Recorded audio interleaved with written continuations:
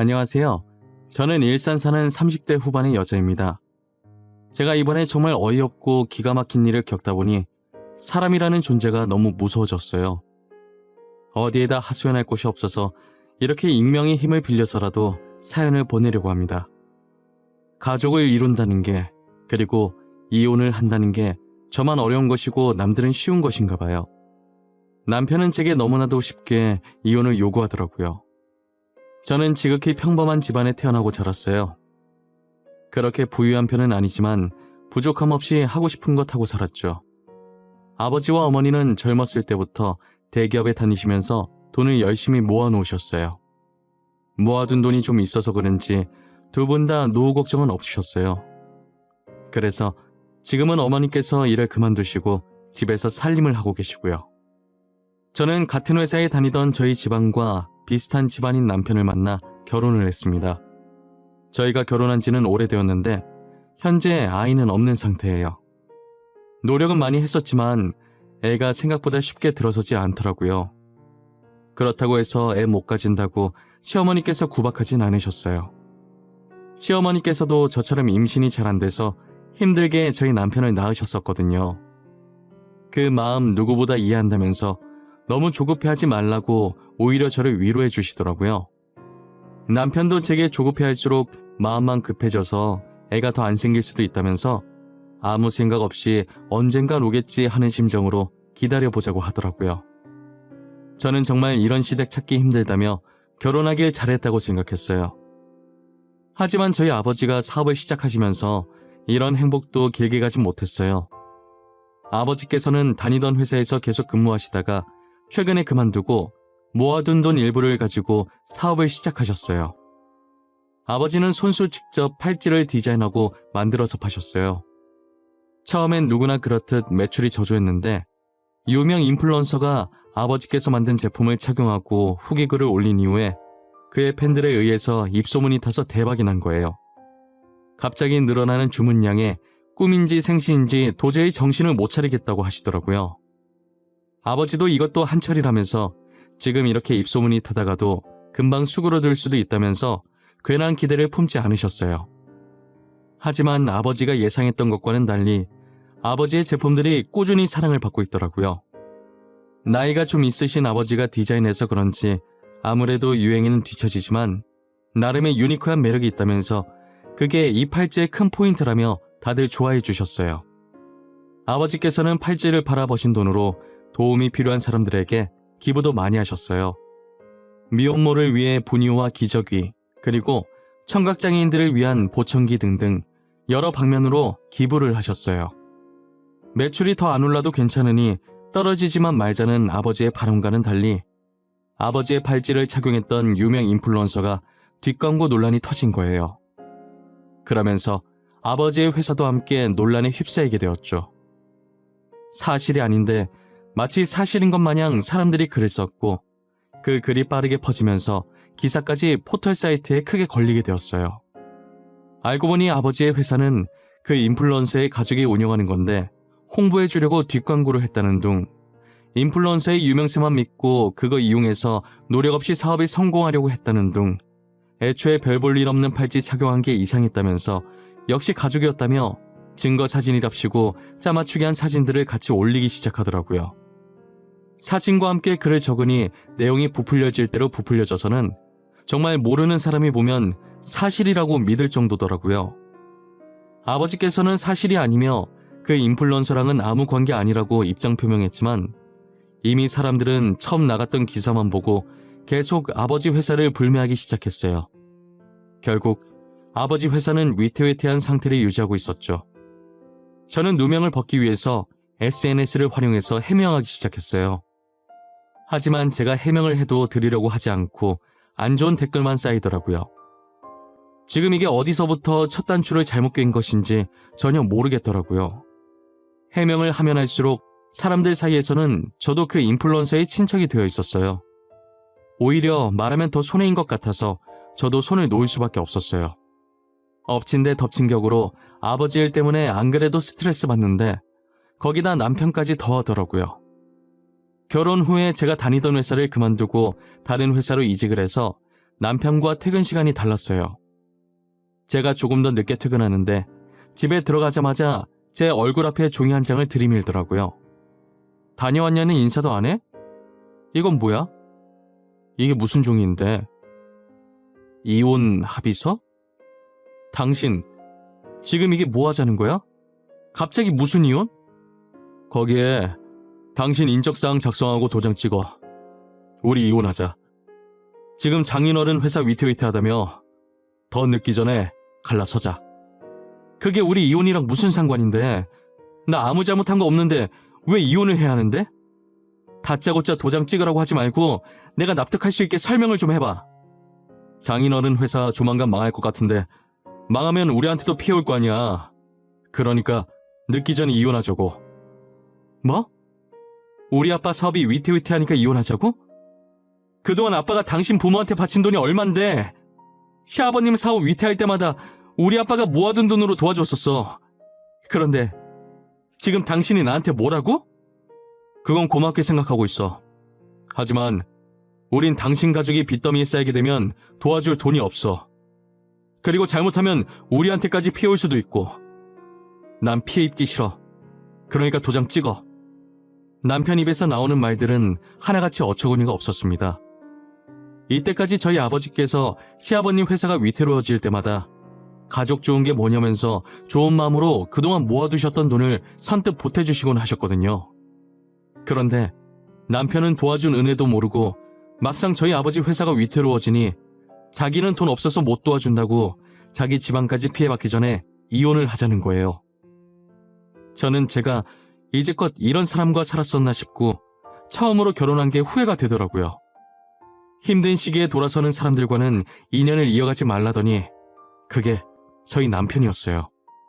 아버지 회사 때문에 제가 이혼당한 걸 알면 아버지께서 속상해하실 것 같은 생각에 눈물이 나더라고요.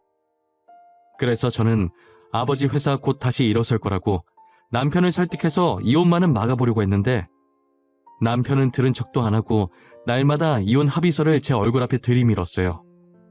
계속해서 이혼을 강요했지만 제가 이혼을 해주지 않자 점점 폭력적으로 변해가면서 이혼을 서두르는 남편을 보고 있으니 저는 이상한 느낌이 들기 시작하더라고요. 꼭 저와 이혼을 해야 하는 이유가 있는 것처럼 이혼을 서두르려고 하니까 정말 뒷구린내가 심하게 나는 거예요. 저는 제 촉을 믿는 편이라 남편 뒤를 몰래 따라가 보기로 했어요. 그런데 남편이 웬 모르는 여자랑 같이 있는 거예요. 팔짱까지 끼고 서로를 보며 웃고 있는데 누가 봐도 정말 다정해 보이는 커플 같았어요. 역시 이혼을 서두르는 데에는 다 이유가 있을 것 같더라니 저희 아버지 사업이 위태로워 보이니까 저랑 얼른 이혼하고 돈 많은 집안의 상간녀랑 결혼하려고 준비 중이었더라고요. 남편이 저를 버리고 혼자만 행복하려는 꼴이 정말 보기 싫었어요. 그래서 저는 상간녀와 같이 있는 모습을 사진으로 몰래 찍어놓기 시작했어요. 그날 남편이 잘 때 휴대폰을 확인했고 카톡을 보니 둘이서 아주 깨가 쏟아지더라고요. 상간녀와 남편이 주고받았던 사랑 가득한 카톡을 찍어서 몰래 저한테 보내놓았습니다. 그리고 상간녀의 전화번호도 제 폰에 저장시켜놨어요. 저는 상간녀에게 남편에 대해 할 말이 있으니 카페에서 잠깐 보자고 했어요. 저한테 희창 오빠에 대해 할 말이 있다고 하셨잖아요. 근데 저희 오빠와는 어떤 관계신가요? 아, 혹시 오빠 친척분이신가요? 저 김창희 씨 아내 되는 사람인데요. 그쪽이 지금 저희 남편이랑 만나고 계신 것 같던데 그 사람이 유부남인 건 알고 있었나요? 아니면 유부남인 줄 모르고 만나신 건가요? 네? 그게 무슨 소리세요? 오빠가 유부남이라니요? 거짓말 치지 마세요. 오빠가 저한테 그동안 연애에 관심이 없어서 아직 결혼 못했다고 했단 말이에요. 그럼 그쪽은 김창희 씨가 유부남이었다는 사실을 정말 모르셨어요? 저 오늘 변호사 만나서 이혼 소송하고 당신은 상간녀 소송하려고 미리 알고 있으라고 말하러 온 거예요. 지금 거짓말하는 거 아니죠? 저 정말 몰랐어요. 믿어주세요. 저도 피해자예요. 어쩐지 결혼하자고 말만 하고 날짜 잡으려고 하면 계속 미루더라고요.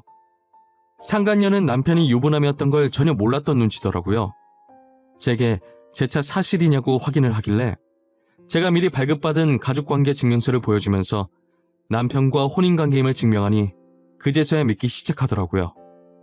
상간녀는 정말 몰랐다고 당장 헤어지겠다면서 자신도 피해자니 고소는 하지 말아달라고 하더라고요. 저는 여자에게 상간녀 소송은 걸지 않았고 남편한테 이혼 소송만 걸고 집으로 돌아왔어요. 남편은 상간녀에게 이별 통보를 받았는지 집에 오자마자 저를 쥐잡듯 잡기 시작하더라고요. 당신이 한 짓이야? 당신 도대체 그 사람한테 뭐라고 짓거린 거야? 지금 제정신이야? 내 인생 망치려고 작정했어? 쳐 놔두고 바람핀 사람이 어디서 큰 소리야? 그래, 내가 했다. 왜? 나는 뭐 가만히 당하고만 있을 줄 알았니? 내가 그렇게 만만해 보였어? 당신이 다시 그 사람한테 가서 말해. 나지한 말 다 거짓말이었다고 당장 말하라고. 끝까지 뻔뻔한 거 봐. 내가 누구 좋으라고 그렇게 해야 되는데? 나 당신 잘 사는 꼴 절대 못 봐. 오늘 당신한테 이혼 소송 걸었으니까 나한테 줄 위자료나 챙겨놔. 남편이 아무리 소리를 질러도 제가 눈 하나 깜짝 안 하자 말로는 안 될 것 같았는지 결국 손을 올려서 그대로 제 뺨을 때리더라고요. 제가 헤어지게 만들었으니 분명 싸움이 격해질 거라는 걸 저는 미리 예상했었거든요. 그래서 혹시나는 마음에 안방 행거에 걸린 옷 사이에 카메라를 넣어놓고 있었어요. 저는 이걸로 폭력죄까지 추가시킬 거라고 남편한테 소리 질렀어요. 저는 남편에게 이혼 소송으로 위자료를 받아냈지만 폭행죄는 뺨 때린 게 다고 초범이기도 해서 징역까지 안 가고 벌금형으로 끝났더라고요. 그 뒤로도 남편은 정신을 못 차리고 돈 많은 여자 한번 물어보겠다고 여러 여자들을 만나고 있다고 하더라고요. 다행히 저희 아버지는 뒷광고 논란으로 잠적했던 유명 인플루언서가 아버지와 친척도 아니고 일면식도 없다고 해명을 해주면서 어느 정도 논란이 잠재워졌어요. 그리고 이러려고 아버지께서 이제껏 선행을 해왔던 것은 아니었지만 이때까지 아버지의 도움을 받으셨던 분들이 글을 써주셨더라고요. 아버지께서 그동안 남모르게 선행을 해왔다는 여러 증인들과 증거 사진으로 인해 오히려 전보다 더 좋은 이미지로 거듭날 수 있었어요. 아버지께서 위태로운 회사를 쉽게 포기하지 않고 끝까지 버텨주셔서 다시 일어날 수 있었어요. 저였다면 더 많은 빚을 지기 전에 진작에 포기했을 텐데 저는 아버지가 정말 대단해 보였어요. 기부를 많이 했던 덕분에 회사 이미지가 좋아져서 그런지 유명해지기 시작했을 때보다 훨씬 높은 매출률을 보였어요. 아버지는 지금도 여전히 어려운 분들이 계신 곳에 기부를 열심히 하고 계세요. 따뜻한 사회를 만드는 것이 아버지의 오랜 꿈이셨다고 이제라도 이룰 수 있게 돼서 뿌듯하다고 하셨어요. 아버지가 다시 일어났다는 소식이 남편 귀에도 들어갔는지 정말 속보이게 제 주변을 계속 기웃거리기 시작하더라고요. 저는 그런 남편에게 눈길조차 주지 않았습니다. 아버지 사업 다시 잘 되신다며? 소식 들었어. 정말 다행이다. 망하면 어쩌나 걱정했는데 예전보다 훨씬 유명해지셨더라. 당신이 걱정을 했다고? 입에 침이나 바르고 거짓말을 해. 이제라도 나 찾아오면 당신한테 콩고물이라도 떨어질 거라고 생각하는 거야? 에이, 그런 거 아니야. 난 그냥 여러 여자 만나봤는데 당신만한 사람이 없더라고. 그래서 당신이랑 다시 잘해보려고 그러지. 누가 당신 받아준다고 했어? 진짜 웃긴다. 도대체 어디서 나오는 자신감이야? 당신만 잘해볼 마음 있으면 뭐해. 내가 당신 받아줄 마음이 없는데. 그래도 우리 한때 사랑했잖아. 같이 살 맞대며 살아온 정이 있는데 너무 차갑게 그러지 마. 당신 원래 따뜻한 사람이었잖아. 나 따뜻한 사람이야. 당신만 빼고. 나를 이렇게 만든 사람이 누군데 그래? 집 가야 되니까 방해하지 말고 저리 꺼져. 다신 내 회사 앞에 기웃거리지 마. 신고할 거니까. 제가 경찰에 신고할 거라고 하니 무서웠는지 그 뒤로는 안 나타나더라고요. 도대체 누구 좋으려고 제가 재결합을 하나요?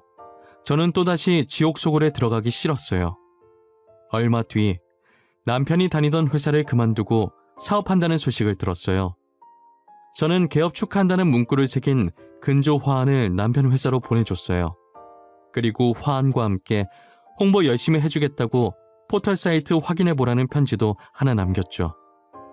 저는 포털 사이트에 남편이 제게 했던 짓들을 영상과 함께 글을 써서 올렸어요. 그리고 많은 사람들이 볼 수 있게 배너 광고도 해줬답니다. 제가 열렬히 홍보해준 덕분에 남편 회사는 아주 유명해졌더라고요. 비록 불륜남, 폭행남, 갖가지 안 좋은 수식어의 별명들이 함께 붙게 되었지만요. 결국 남편은 사업을 제대로 시작해보지도 못하고 망하게 되었어요. 저한테 돈이라도 뜯어야겠는지 사실 적시 명예훼손을 걸었더라고요. 저럴 거라는 걸 어느 정도 예상은 했지만 진짜 끝까지 구질구질해 보였어요.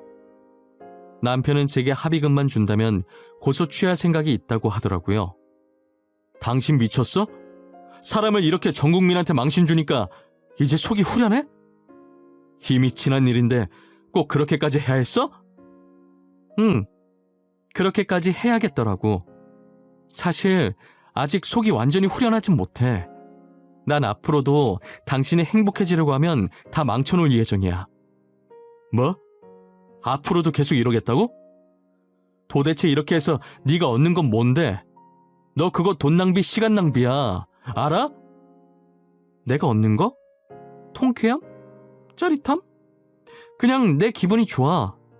그리고 내 돈, 내 시간, 내가 낭비하겠다는데 당신이 그걸 왜 신경 써? 너 이거 사실적시 명예훼손으로 고소감인 거 몰라? 나 너 명예훼손으로 고소했어. 이 정도 각오는 하고 그런지 버린 거겠지? 당연히 예상은 했어. 쪽팔린 줄도 모르고 진짜 고소할 줄은 몰랐네. 허위 사실도 아니고 사실적시라니. 진짜 너무 모양 빠지지 않아? 이미 망한 거 내가 지금 자존심 지킬 입장이 아니라서 말이야. 당신이 나한테 합의금만 준다면 고소 취하할 생각 있어. 그래, 당신이 지금 자존심 세울 때가 아니지. 한 푼이라도 더 필요한 상황인데 말이야. 안 그래? 합의금 줄게. 얼마 주면 되는데? 원하는 액수 한번 불러봐. 4천. 4천만 주면 내가 뒤끝 없이 깔끔하게 당신 고소했던 거 취하해줄게. 어때? 4천 괜찮겠어? 남편은 제가 생각했던 것보다 액수를 적게 부르더라고요. 바로 입금해주겠다고 했고 저는 그 자리에서 합의금을 주고 남편은 고소를 취하했어요. 저는 제발 다시는 내 눈앞에 보이지 말라고 하고 먼저 자리를 떴습니다. 그리고 남편 회사가 망하고 얼마 지나지 않아 시아버님 회사도 망했더라고요. 남편이 회장의 아들이라는 게 소문이 나서 사람들이 불매를 했다고 하더라고요. 남편네가 점점 망해가는 걸 보는데 얼마나 속이 시원한지 몰라요. 이렇게 못된 마음 먹으면 다 저한테 돌아온다는 걸 알지만 그래도 남편네가 망한 건 저 때문이 아니라 다 남편의 업보라고 생각해요.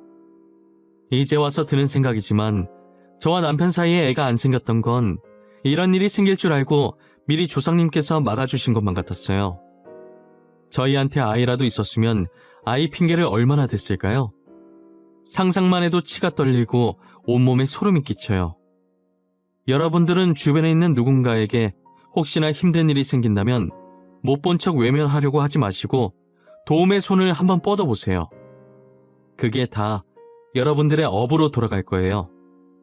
오늘 날씨가 많이 춥다고 해요. 따뜻하게 입으시고 이 시국 조심하시길 바랄게요. 힘든 시기인 만큼 저희 다 같이 이겨내 보도록 해요. 지금까지 제 사연 들어주셔서 감사합니다.